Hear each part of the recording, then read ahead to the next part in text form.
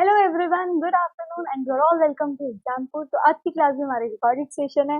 कल से हमारा जो है लाइव सेशन स्टार्ट हो जाएगा। आज जो है हम चैप्टर 2 ही डिस्कस करेंगे जो हम कर रहे थे।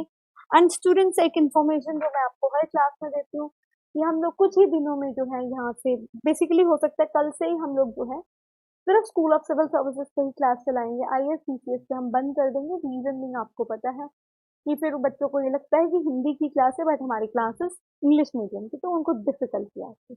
तो जिन्होंने अभी तक उस चैनल को सब्सक्राइब नहीं किया है, सब्सक्राइब कर सकते हो, क्योंकि उससे आपको वीडियोस के जो है अपडेट मिलते रहे। ठीक है। एंड प्लीज, अगर आपको वीडियो पसंद आए तो उसको लाइक जरूर। हम लोग जो है यहाँ पे कर रहे थे, हमने कल की क्लास में जो देखा था वो ये किया था कि कितनी डिफरेंट टाइप की इकोनॉमीज होती, जिसमें हमने कहा था सोशलिस्ट, कैपिटलिस्ट एंड आपकी जो होती है क्या होती है, मिक्स्ड इकोनॉमी। ठीक है। एंड इंडिया में जवाहरलाल नेहरू ने उस टाइम की नीड के अकॉर्डिंग सोशलिज्म को फॉलो किया। अच्छा, यहाँ पे एक कोड दे रखा है जो हम कल भूल गए थे। The central objective of planning in India is to initiate the process of development which will raise the living standards and to open up the people to the new opportunities for a rich and a more balanced। अब यार देखो यार, इस type के code जो है ना वो पेपर में कोड कर दोगे तो कहीं ना कहीं से तो एक्स्ट्रा नंबर मिलेगा। जैसे मैंने कल जब भी क्लास ली थी, अभी लास्ट चैप्टर की मेंस की आंसर राइटिंग थी, उसमें मैंने आपको बताया था सैटरडे वाली क्लास में कि आपको यहाँ पे अगर एज लेना है तो आपको एक एक मिनट का एज लेना है। और एक एक मिनट का एज आपका तभी आएगा कि आप क्या अलग लिख रहे हो तुम। तो अगर ये पॉइंट लिख दोगे यार, कितना बेहतर सा पॉइंट है कि जो प्लानिंग है, प्लान बनाए जाते हैं, उसका मेन ऑब्जेक्टिव क्या है, ताकि किसी भी प्रोसेस को यहाँ पे क्या किया जाए, बेसिकली डेवलप किया जाए, जो कि आपका लिविंग स्टैंडर्ड जो है उसको रेज करेगा एंड लोगों को जो है एक बेहतरीन जिंदगी देने की बात। तो यहाँ पे इन्होंने एक वर्ड यूज किया है प्लान। प्लानिंग हो गया रणनीति बना। What is plan? जैसे आप लोगों को भी ना रोज का प्लान बनाना चाहिए, छोटे छोटे टास्क देने चाहिए अपने आप को कि मैं ये करूंगा आज। हफ्ते 10 दिन का प्लान मत बनाओ, लेकिन एक दिन का प्लान तो बनाओ और फिर देखो क्या उस प्लान में जो जो चीजें लिखी थी आपने वो करी हैं। तो यहाँ पे अगर मैं प्लान की बात करूं स्टूडेंट्स, तो बेसिकली प्लान होता क्या है, तो जो भी आपने अपने आप को जो टास्क दिए हैं ना एक दिन के लिए, जो भी आपने सोचा है कि मैं इस तरह से काम करूंगा आज के दिन में, या फिर इस तरह से आज इस हफ्ते में काम करूंगी, that is what, that is a plan. ठीक है। उसी के साथ साथ मिलता होता है पॉलिसी। पॉलिसी बेसिकली एक सेट होता है रूल्स एंड रेगुलेशन का। प्लान में चीजें जरूरी नहीं होता कि वैसे ही, लेकिन जो रूल्स एंड रेगुलेशन होते हैं वो आपके फिक्स होते हैं, उसको आपको फॉलो करना। जैसे ट्रैफिक लाइट रूल्स नहीं फॉलो करोगे तो क्या होगा, चलान कट सकते हैं, है ना। वो अलग बात है, अगर कैमरा नहीं लगा, वहां पे मामे नहीं खड़े हुए तो चलान नहीं कटेगा। लेकिन अगर वहां पे कैमरा लगा हुआ है, मामे खड़े हैं, तो पक्का 110% चलान कट जाएगा। तब हम बहुत शरीफों की तरह चलाते हैं कि किसी के बीच में ना बजे, है ना, हमारी स्पीड सही हो। तो ये सारी चीजें होती हैं क्योंकि हम रूल से बचते हैं कि हमें चालान पे करना पड़ेगा। और वो भी आजकल आपको पता है कि मोटर व्हीकल एक्ट के अकॉर्डिंग चालान कितने ज्यादा महंगे। तो let's come to what is plan. So plan is what? Plan is how the resources of the nation should be put to use. जो भी हमारे पास रिसोर्सेज है उसको हम कैसे यूज करेंगे। और ये क्यों नौबत पड़ती है, क्योंकि हमें पता है कि रिसोर्सेज क्या है, लिमिटेड है, लेकिन हमारी जो डिमांड्स हैं वो क्या है, हमारी अनलिमिटेड है। तो जो डिमांड एंड सप्लाई का जब मिसमैच हो रहा है, उस चीज को पूरा करने के लिए डेफिनेटली आपको यहाँ पे एक अच्छा, बहुत ही बेहतरीन प्लान बनाना पड़ेगा। ठीक है। तो जो भी प्लान होता है उसमें कुछ जर्नल आपके गोल्स होते हैं, ठीक है, कि हमें क्या अचीव करना है, और उसके ऑब्जेक्टिव्स भी होते हैं कि हम ये करना चाहते हैं। ठीक है। आपके पास गोल्स भी होते हैं, ऑब्जेक्टिव भी होते हैं। तो यहाँ पे जिसको आपको एक स्पेसिफाइड पीरियड ऑफ टाइम में पूरा करना है, जैसे 5 साल के लिए प्लानिंग करी है, नीति बनाई है, तो वो करना है। जैसे अभी आप नीति बना लो कि यार मुझे क्या करना है, 1 साल के अंदर यूपीएससी क्लियर कर, तो क्या करोगे आप, फिर उसके अंदर छोटे छोटे प्लान बनाओगे, फिर उन पे आप काम करो। वो चीज इंडिया में प्लानिंग जो काम बने थे, दैट वाज 5 ईयर प्लान। ठीक है। एंड ये हमने 5 साल सालाना जो योजनाओं का कंसेप्ट लिया था, वो लिया था former Soviet union. Farmer USSR, जो कि आपके नेशनल प्लानिंग का पायनियर थे, राइट। एंड ये जो प्लान डॉक्यूमेंट थे 2017 तक हम लोगों ने 5 ईयर प्लानिंग करी। लास्ट 5 ईयर प्लान 2012 से 17 था, क्योंकि आपको पता है उसके बाद क्या हो गया था। अब जो है प्लानिंग का काम आपकी जो सरकार बॉडी करती है उसका नाम क्या है, नीति आयोग। पहले जो करती थी वो थी प्लानिंग कमीशन। तो यहाँ पे जो भी प्लान डॉक्यूमेंट्स थे वो आपके स्पेसिफाई करते हैं जो भी आपके ऑब्जेक्टिव है उसको, कि हमें 5 साल में क्या क्या अचीव करना है, राइट। एंड कई जो होते हैं आपके लंबे समय के प्लान होते हैं, जो लंबे समय के प्लान होते हैं उसको बोलते हैं पर्सपेक्टिव प्लान, जो कि 20, 25, 30 इस सालों, ठीक है, उसको बोलते हैं 25 बेसिकली पर्सपेक्टिव प्लान। और जो ये 5 ईयर प्लान होते हैं ना, यही आपका पर्सपेक्टिव प्लान का बेस होता है। जैसे मैंने बोल दिया कि ये मेरा पर्सपेक्टिव प्लान, ठीक है, और ये मेरा 5 ईयर प्लान, उसी को मद्देनजर रखते हुए 20 साल के लिए नीति। उसके बाद यहाँ पे है कि जो है डिफरेंट डिफरेंट गोल्स दिए जाते हैं according to the need of the hour. जैसे कि अगर 2012 में जो प्लान बना है वो अलग होगा जो कि आपका 1950s में बनाया गया प्लान है, क्योंकि अब चीजें अलग, राइट। तो यहाँ पे जैसे कि इन्होंने बात किया है कि गोल्स जैसे क्या हो सकते हैं, मॉडर्न टेक्नोलॉजी। लेकिन अगर मॉडर्न टेक्नोलॉजी इंट्रोड्यूस करोगे तो हमने भी बताया था आपको कि ऑटोमेशन, रोबोटिक्स नाम की चीजें आ जाएंगी, जिसके चलते एम्प्लॉयमेंट जो है उसमें कमी हो, अनएम्प्लॉयमेंट बढ़े। तो यहाँ पे हर चीज को मैनेज करना एक बहुत इंपॉर्टेंट टास्क है। जैसे कि आप स्टडी के साथ साथ जॉब भी कर रहे हो, इट्स इम्पोर्टेंट, मतलब थोड़ा टफ टास्क है, इतना इजी नहीं, राइट। सो यहाँ पे हर प्लान जो है, हर different goal different different plan में एम्फसाइज किया गया है। और इंडिया का जो 5 ईयर प्लान है ना, वो आपका बेसिकली ये बताता है कि किस तरह से हम चीजें अचीव कर सकते हैं। लेकिन ये सोवियत यूनियन के प्लान से थोड़ा अलग है, क्योंकि मैंने आपको बताया था हमने सोशलिज्म फॉलो किया था, उन्होंने कमांड इकोनॉमी का कंसेप्ट फॉलो। आप एक काम करिए, जल्दी से हैव अ लुक, कोई डाउट है यू कैन आस्क।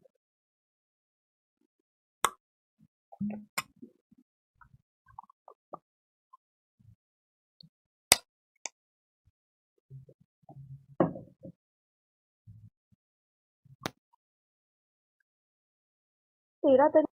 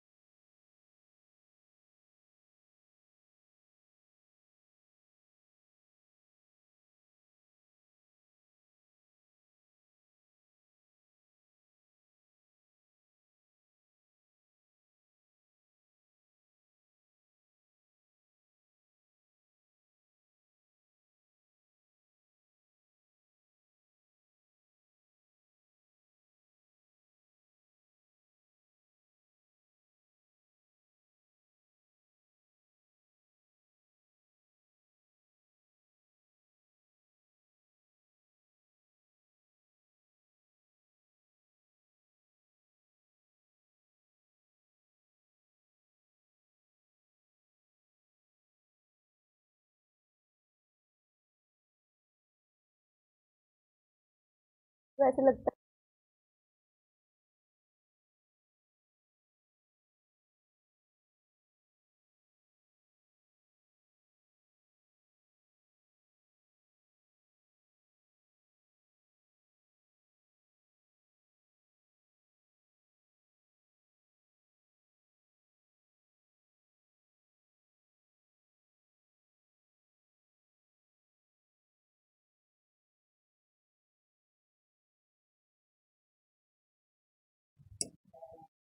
हाँ जी students, I hope you have read this thing. अब हम मूव करते हैं आगे।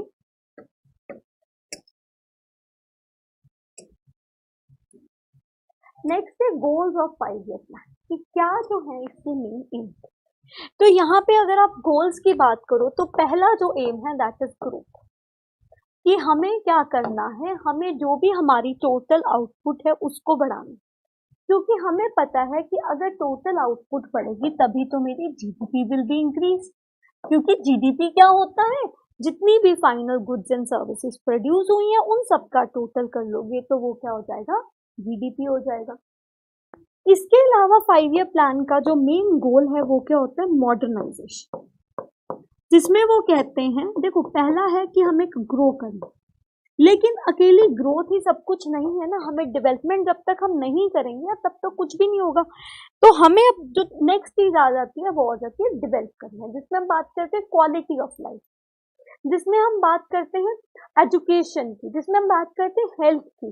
तो वो सारा आपका आता है अंडर द मॉडर्नाइजेशन, कि हमें अपनी कंट्री में डेवलप करना है, मॉडर्नाइजेशन लेके आने। ऑल्दो अगेन मॉडर्नाइजेशन के भी साइड इफेक्ट्स है, जैसे अभी हमने किया, टेक्नोलॉजी आएगी, सर्विस सेक्टर इंप्रूव होगा तो बहुत सारे लोग जो है वो अनएम्प्लॉयड हो जाएंगे, राइट।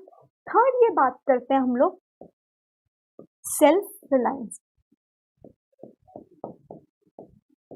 सेल्फ रिलायंस का मतलब क्या होता है कि हम किसी दूसरे देश के ऊपर निर्भर नहीं कर रहे हैं, हम अपनी चीजें जो है अपने यूज की चीजें खुद ही प्रोड्यूस करते हैं। सेल्फ रिलायंस का मतलब होता है दूसरों के ऊपर निर्भर ना करना और अपनी जरूरत की चीजें खुद ही प्रोड्यूस।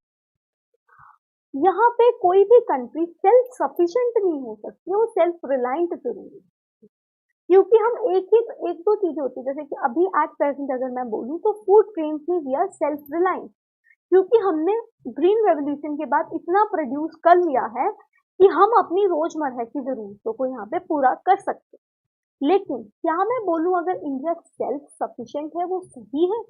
बिल्कुल गलत है जी, इंडिया सेल्फ सफिशिएंट नहीं है। सेल्फ सफिशिएंसी में क्या आ जाता है कि हम बाहर वालों के तो ऊपर बिल्कुल ही डिपेंड नहीं कर रहे हैं। क्या इंडिया के पास सारे रिसोर्सेज हैं? बिल्कुल नहीं है, तो इंडिया सेल्फ सफिशिएंट नहीं। सेल्फ सफिशिएंट का मतलब यही होता है कि आपके पास सब कुछ है, आप किसी दूसरे की तरफ देख ही नहीं रहे हो। इंडिया की मैं अगर बात करूं तो हम पूरा का पूरा फार्मा सेक्टर हमारा जो है वो चाइना से चीजें लेता है यार। हमारी पूरी की पूरी टॉय मार्केट चाइना से आती है। कच्चे तेल की बात कर लो तो सेंट्रल एशिया से आता है, यूएस से आता है, रशिया से आता है। डिफेंस सेक्टर की बात करो, डिफेंस में भी तो हम कभी फ्रांस से लेते हैं, कभी यूएस से लेते हैं, कभी हम लोग रशिया से लेते हैं, कभी इजराइल से लेते हैं टेक्नोलॉजी।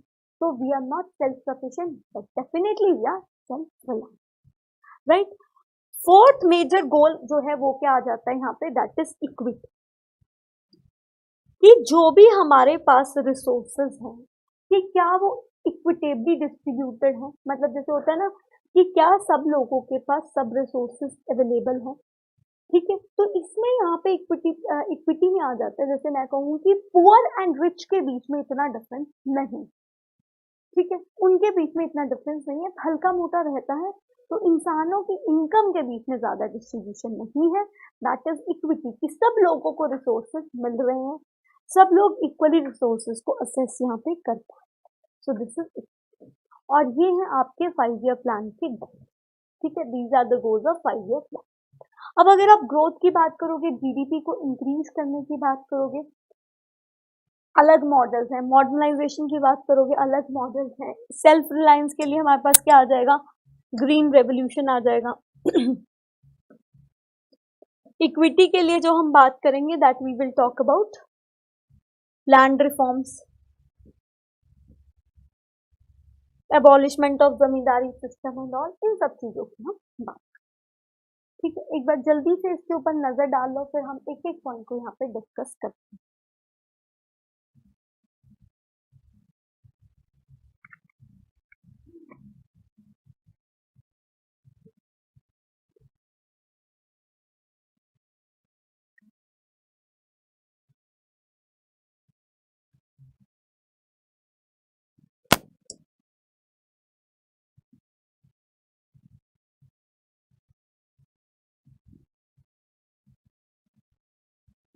आई होप स्टूडेंट्स आपने यहाँ तक देख लिया होगा। अब हम let's move to each and every topic.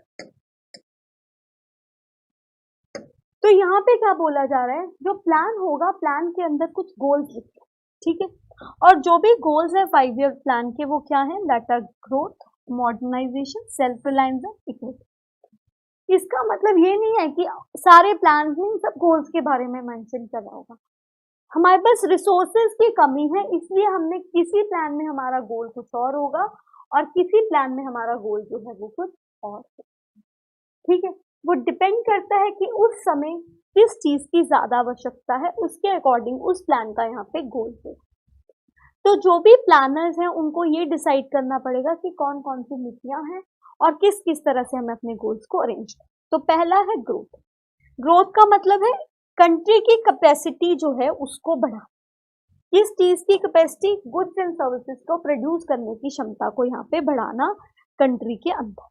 और ये कैसे बढ़ा सकोगे, या फिर आपके पास लार्जर स्टॉक है प्रोडक्टिव आइटम्स का, और यू कैन से कि आपके पास बहुत सारी सर्विसेज हैं जो कि उसको प्रॉपरली सपोर्ट करते। देखो अगर आपके पास इंफ्रास्ट्रक्चर अच्छा है तो आप ग्रोथ को तो अपने आप अचीव कर सकते हो ना, लेकिन अगर इंफ्रास्ट्रक्चर ही अच्छा नहीं है तो you can not achieve the, वही यहाँ पे लिखा हो। So good indicator of the a good indicator of the economic growth in the language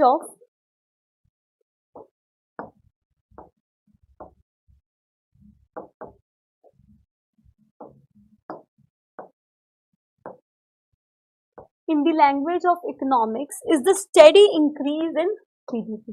तो आप ये कह सकते हो कि ग्रोथ कब हो रही है, जब आपकी जीडीपी जो है वो यहाँ पे बढ़ रही है। और जीडीपी क्या होता है, जो भी आपके पास final goods and services produce हुए हैं जब उनको आप टोटल लगा लो तो वो क्या होता है, GDP. So GDP is a market value of all goods and services produce in the country during the year, right.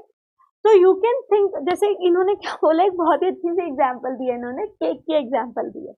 इन्होंने कहा है जीडीपी को केक समझो, जैसे जैसे केक का साइज बढ़ता जाएगा वैसे वैसे जीडीपी बढ़ती जाएगी, और यू कैन से वैसे वैसे ग्रोथ बढ़ती जाएगी। If the cake is larger, ज्यादा लोग खाएंगे ना, उसको मजा भी आएगा, ठीक है। और अगर केक छोटा है तो कम लोग खाएंगे, मजा नहीं आएगा इतना।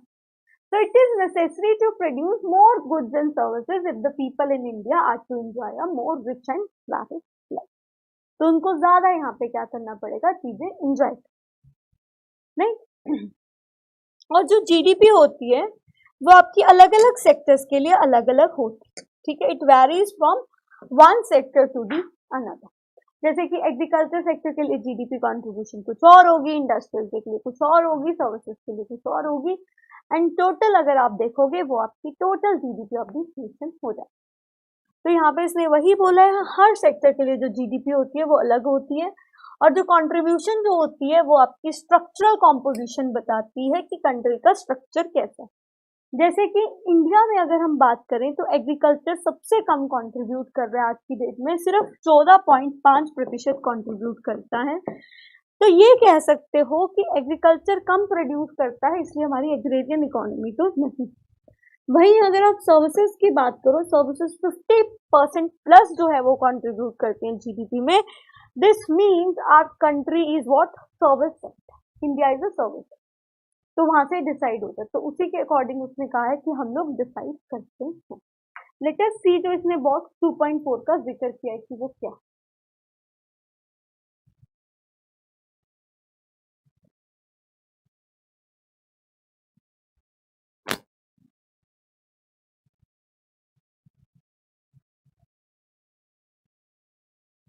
ये रखिए, इसमें इसने बॉक्स 2.4 में लिखा है कि जैसे जैसे कंट्री जो है वो स्ट्रक्चरल चेंज डेवलप करता जाता है वैसे वैसे उसका स्ट्रक्चर भी चेंज होता है। जैसे कि एग्रीकल्चर जो है, जैसे जैसे डेवलपमेंट हुई, एग्रीकल्चर का शेयर जो है वो कम होता गया, लेकिन बाकी सेक्टर्स का बढ़ता। तो सर्विस सेक्टर आज की डेट में सबसे ज्यादा जीडीपी में कंट्रीब्यूट करता है। ऑल्दो एग्रीकल्चर में लोग बहुत ज्यादा लगे हुए हैं, लेकिन फिर भी हमारी कंट्री में सर्विस सेक्टर सबसे ज्यादा कंट्रीब्यूट करता है। इसके अकॉर्डिंग 1990 की बात करें, मैं 2011 की बात करूँ, इसके अकॉर्डिंग 40.59% जो है वो आपका इंडस्ट्रियल सेक्टर के द्वारा, सॉरी, सर्विस सेक्टर के द्वारा कैप्चर किया जाता है। तो इसीलिए जो इंडियन इकोनॉमी है दैट इज सर्विस बेस्ड, ठीक है। तो this was the thing which is written over here, ठीक है। मैं एक बार नीचे कर ऊपर कर देती हूँ, थोड़ा सा इसको जल्दी से एक बार पढ़ लेना, so that you can get the answer. फिर हम ये पीसी महालनोबिस के बारे में करेंगे, जल्दी से एक बार देख लो, फिर हम आगे मूव करें।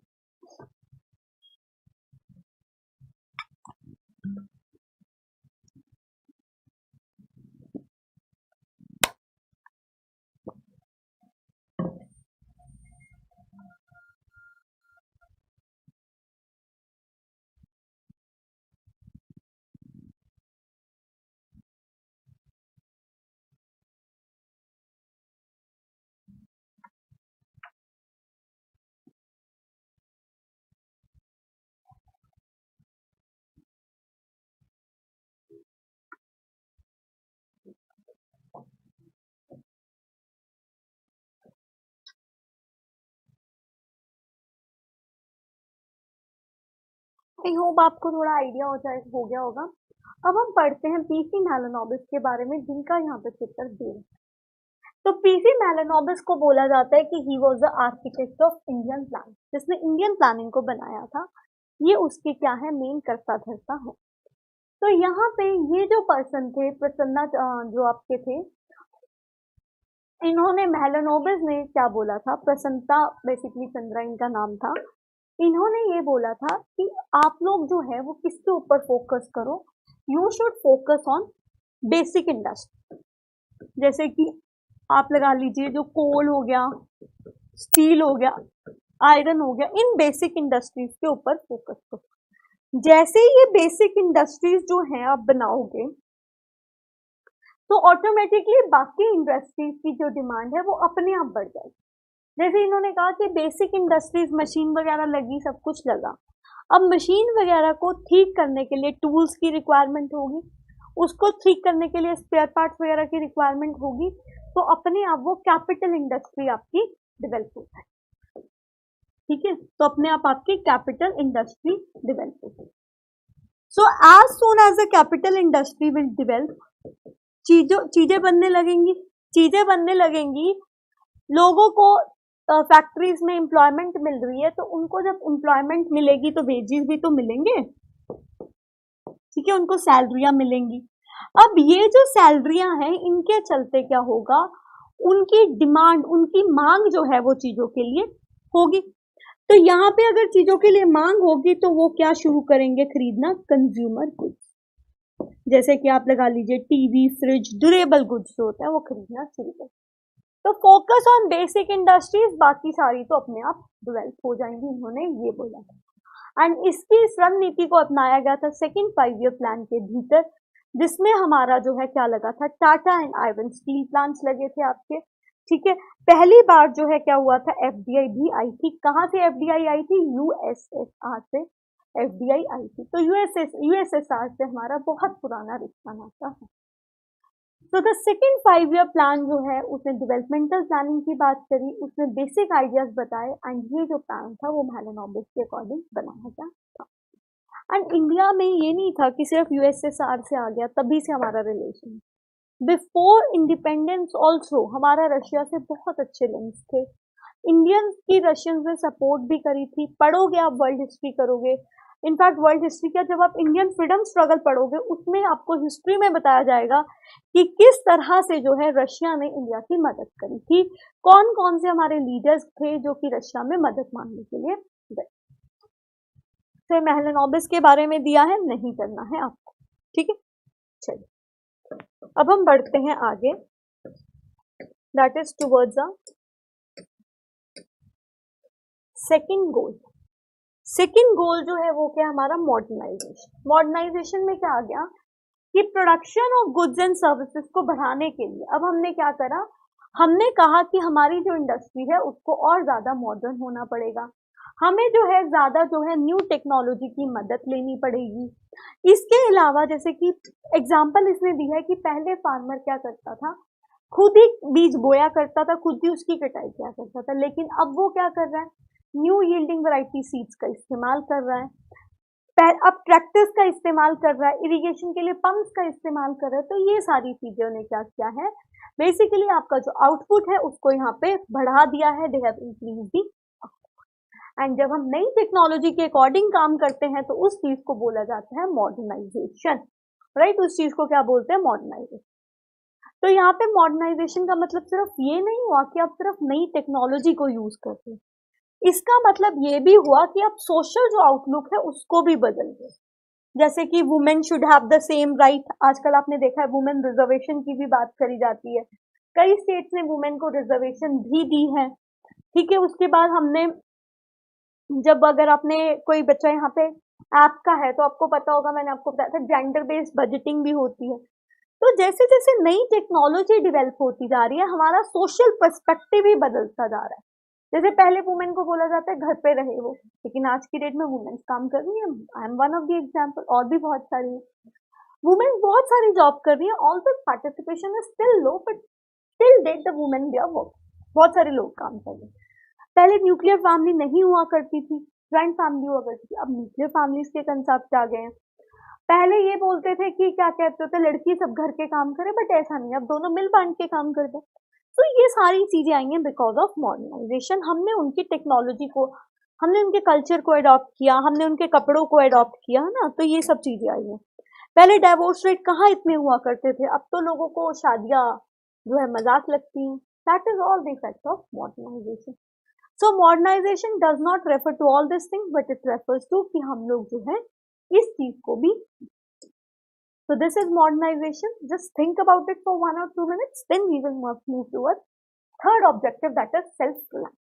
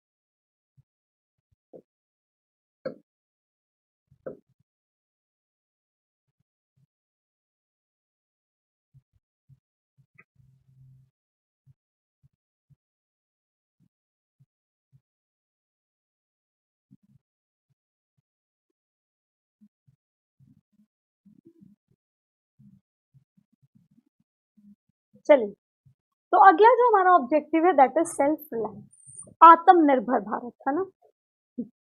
So that is example of self reliance.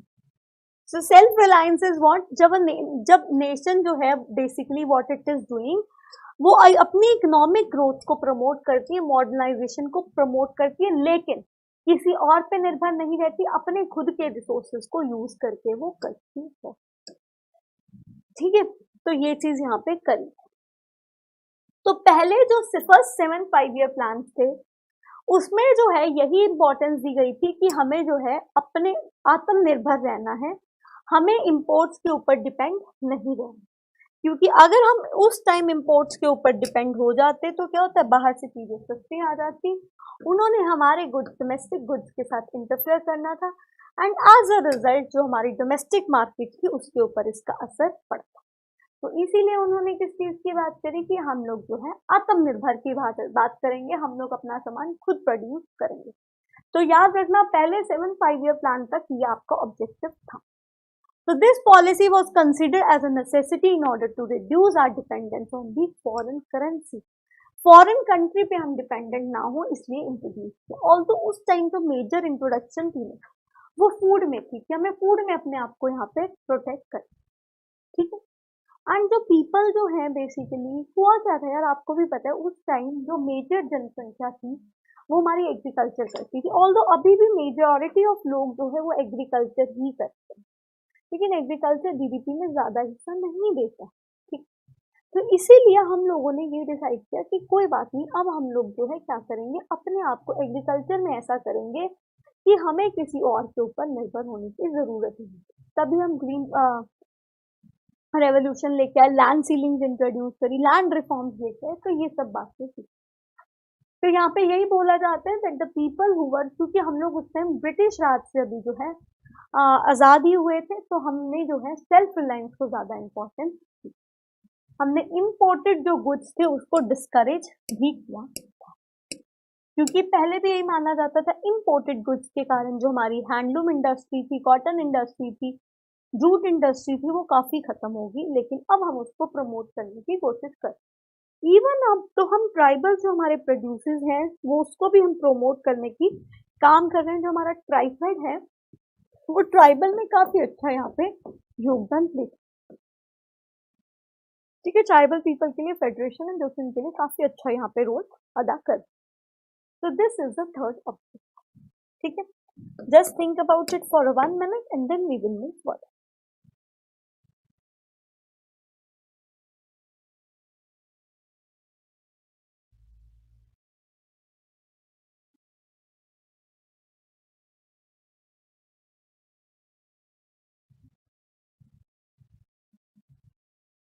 Okay, now coming towards the fourth goal, that is the equity. अब यहाँ पे हमने ग्रोथ भी अचीव कर ली, मॉडर्नाइजेशन भी कर लिया, उसके बाद हमने जो है सेल्फ रिलायंस भी कर लिया। लेकिन इन सब चक्करों में क्या हो सकता है कि इक्विटी मतलब अनइक्वल डिस्ट्रीब्यूशन हो सकते हैं रिसोर्सेज की। मतलब जैसे ये भी हो सकता है कि कंट्री की ग्रोथ तो ज्यादा है लेकिन वहां पे क्या है, टेक्नोलॉजी अच्छी नहीं है। सो country can have the high growth, the most modern technology developing the country itself. And यहाँ पे बहुत सारे लोग जो है, ये भी हो सकता है कि पावर्टी के शिकार हों, जैसे इंडिया में। इंडिया की जीडीपी तो अच्छी है लेकिन अगर आप पावर्टी रेट देखो बहुत ज्यादा है, अनएम्प्लॉयमेंट रेट देखो बहुत ज्यादा है, इसीलिए तो हम इंक्लूसिव ग्रोथ की बात करते हैं आजकल, राइट। तो यहाँ पे ये इंश्योर करना बहुत जरूरी है कि इकोनॉमिक प्रोस्पेरिटी जो है सब सेक्शंस तक पहुंचे, ऐसा ना हो सिर्फ कुछ ही लोग इंजॉय करें। ठीक है, तो यहाँ पे ग्रोथ एडिशन के अकॉर्डिंग जो है इक्विटी भी बहुत इंपॉर्टेंट है और हर इंडियन को अपनी डिमांड फुलफिल करने के लिए जो है बेसिकली हक होना चाहिए। जैसे गांधी जी क्या बोलते थे, गांधी जी बोलते थे कि इंडिया को आप तभी बोल सकते हो कि भारत जो है मेरा वो अच्छे से डेवलप हो गया है जब आपके डेवलपमेंट के गोल्स जो हैं वो हर किसके तक पहुंच जाए, हर नागरिक तक पहुंचे, स्पेशली गांव के हर लोग तक पहुंच जाए। जब आपके रिसोर्सेज, तब आप कह सकते हो कि भारत डेवलप हो गया। इवन गांधी जी ये भी बोला करते थे कि जब हर बच्चा जो है वो आपका, उसको प्रॉपर एजुकेशन मिले, उसको प्रॉपर खाना मिले, clean food, clean water, clean surroundings मिले और वुमेन के पास इतनी सेफ्टी हो कि वो आधी रात को भी अगर घर से बाहर निकले तो कोई दिक्कत नहीं है, तभी आप भारत को बोल सकते हो कि भारत क्या है मेरा, दोबारा उसने वो अपना लेवल अचीव कर लिया है जो वो पहले हुआ करता था। और माई कंट्री इज डेवलप। अगर नहीं है तो आपकी कंट्री डेवलप नहीं। वैसे भी आपको पता है आजकल हमारी कंट्री का बेचारी का हाल क्या हो। तो ये दे रखा था इक्विटी के बारे में। तो आज हमने 4 गोल्स डिस्कस करें, that is what, modernisation, equity, self reliance and the fourth goal was what, fourth goal was कि हम लोगों को ग्रोथ अचीव। अब हम इससे रिलेटेड टॉपिक्स को एक एक करके डिस्कस करते हैं। ऑल्दो सारा चैप्टर तो कंप्लीट नहीं होगा, जितना भी होगा we will try, because 11th standard NCERT बहुत इंपॉर्टेंट। तो सबसे पहले एग्रीकल्चर की बात करी जाती है। तो एग्रीकल्चर में सबसे पहले इन्होंने क्या किया, एग्रीकल्चर प्रोडक्टिविटी को बढ़ाने के लिए क्या चीजें करी, that is high yielding variety seeds लेके आए, ठीक है, ग्रीन रेवोल्यूशन लेके आए और लैंड रिफॉर्म्स एंड ऑल। तो लैंड रिफॉर्म्स में हम बात करें क्या है basically, I will explain you.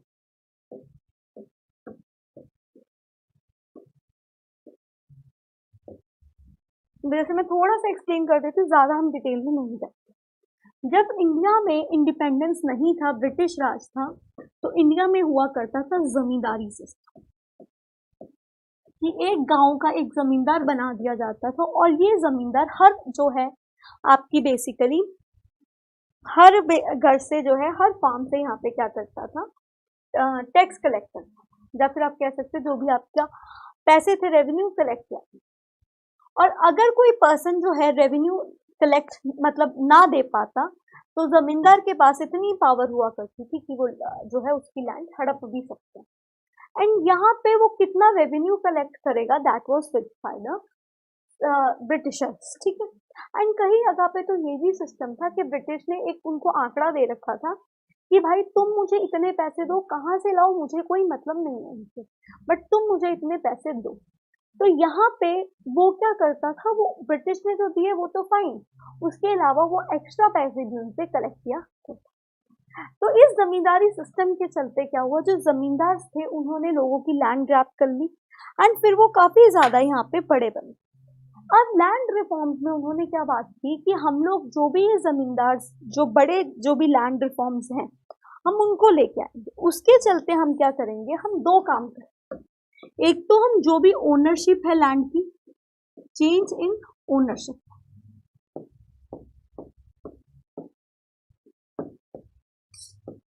जो भी लैंड होल्डिंग्स हैं उनकी ओनरशिप को बदले, कि ये नहीं हो कि सिर्फ जो है अमीर लोग ही उस लैंड को ले पा रहे हो।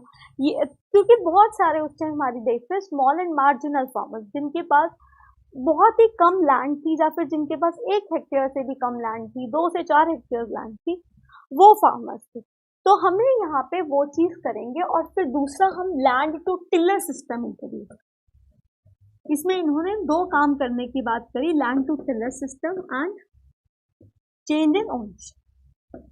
ओनरशिप में क्या हुआ कि हम हर किसी को इक्विटेबली यहाँ पे लैंड जो है वो डिस्ट्रीब्यूट करते हैं। तो this was done under the land. एक बार पढ़ लेते हैं, फिर हम यहीं पे एक बार रोक देंगे आज, क्योंकि नहीं तो फिर नेक्स्ट टीचर को भी क्लास लेनी है, टाइम ज़्यादा होता है। तो यहाँ पे लैंड रिफॉर्म्स की बात करें तो जो इंडिया का आपका लैंड टेन्योर सिस्टम है वो आपका करेक्टराइज है बाय इंटरमीडिएट कि छोटे छोटे लोग हुआ करते थे, जैसे जमींदार जगीदार हो गए एंड ऑल, जो कि क्या करते थे, वहां से रेंट कलेक्ट करते थे, जो कि एक्चुअली सॉइल को टिल्ट करते, मतलब जो एक्चुअल वहां पे फार्मर्स हैं उनको जो है क्या करते थे, बेसिकली उनसे रेंट कलेक्ट करते। ठीक है, कहीं पे इस लैंड को महल बोला जाता था, कहीं पे क्या, तो वो रेंट कलेक्ट करते थे। एंड यहाँ पे क्या होता था, वो इतना ज्यादा रेंट कलेक्ट करते थे कि बेचारे जो वहाँ पे सुबह से लेके शाम तक काम करे जा रहे हैं टेलर्स, उनके पास पैसा ही नहीं बचता था। तो एज अ रिजल्ट वो जो भी पैसा था जो उनके पास बचता ही नहीं था, तो वो क्या करेंगे, वो कुछ नया प्रोडक्टिव तो कर ही नहीं रहे थे, तो वो कुछ प्रोडक्टिव नहीं कर रहे थे, जिसके चलते प्रोडक्टिविटी ऑफ एग्रीकल्चर सेक्टर बहुत ज्यादा कम, एंड इतनी कम थी कि हमें यहाँ पे जो है फूड ग्रेन जो है वो इंपोर्ट भी करने पड़े यूनाइटेड स्टेट्स से, और आपका कहाँ से इंपोर्ट करने, यूएसए से हमने फूड ग्रेन इंपोर्ट कर। अब यहाँ पे ये देखा गया कि जब तक यहाँ पे इक्विटी नहीं आए तब तक कुछ नहीं। तो इक्विटी कैसे आएगी, जब हम लैंड की ओनरशिप को बदलें। ठीक है, तो यहाँ पे आफ्टर एक साल बाद ही 1948 ऑनवर्ड्स लैंड रिफॉर्म्स लेके आए जाने की बात करी गई, जिससे उन्होंने कहा हम इंटरमीडिएट को यहाँ पे एबॉलिश करेंगे, एंड जो उस लैंड को एक्चुअल में जैसे कहते हैं ना, जो उस पर काम कर रहे हैं, जो टिलर हैं, उनको यहाँ पे हम क्या बना देंगे, ओनर बना देंगे। ठीक है, हम टिलर्स को यहाँ पे क्या बना देंगे, ओनर बना देंगे। यहाँ पे जो इसके पीछे का आइडिया था वो बहुत अच्छा था। ठीक है, कि हाँ हम लैंड को उसको ओनर बना रहे हैं, बट एक्चुअली ये इम्प्लीमेंट नहीं हुआ because of lack of political will. सिर्फ 3 स्टेट्स में इम्प्लीमेंट हुआ था land reform, that was your on this Kerala, West Bengal and Jammu and Kashmir.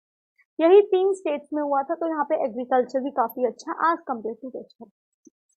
Green revolution की को छोड़ के अगर बात करें तो प्रोडक्टिविटी काफी अच्छी है, और आज की डेट में भी बहुत सारा फार्मर जो है वो स्मॉल एंड मास। ठीक है, तो ये थी आज की हमारी डिस्कशन, कल हम बाकी करेंगे। ठीक है, आई hope you like this video, and कल से जो है हमारा रिकॉर्डेड सेशन नहीं होगा, लाइव क्लास होगी, तो कोई भी आप यहाँ तक पढ़ लीजिएगा, कोई भी डाउट्स है तो आप मुझसे कल पूछ लीजिए। चलिए इसके साथ हम क्लास जो है उसको एंड करते हैं। I hope you like this video. Thank you so much, and please do like the video. Have a great day. Bye bye. Take care.